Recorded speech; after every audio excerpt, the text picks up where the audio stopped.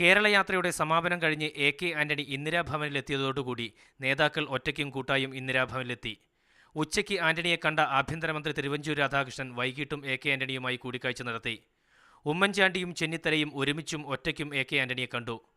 ആഭ്യന്തര വകുപ്പ് വിട്ടുനൽകാനാവില്ലെന്ന ഉമ്മൻചാണ്ടി വിഭാഗത്തിന്റെ നിലപാട് നേരത്തെ തന്നെ നേതൃത്വം ആന്റണിയുടെ ശ്രദ്ധയിൽപ്പെടുത്തിയിരുന്നു.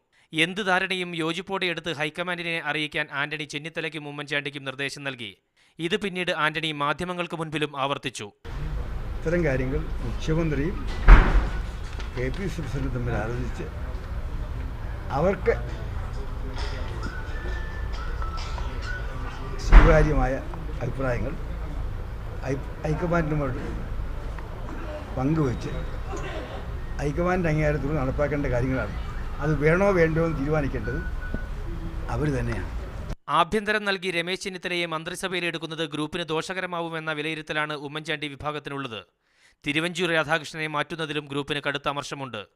ഇക്കാരണങ്ങളാണ് ഏറെക്കുറെ ഉറപ്പായ ചെന്നിത്തലയുടെ മന്ത്രിസഭാ പ്രവേശം അനിശ്ചിതത്വത്തിലാക്കിയത്. കൂടുതൽ ചർച്ചകൾ ദില്ലിയിൽ നടത്താമെന്ന അഭിപ്രായമാണ് എ.കെ. ആന്റണിക്കുള്ളത്. ജയേഷ് രാഘവൻ, മീഡിയ 1, തിരുവനന്തപുരം.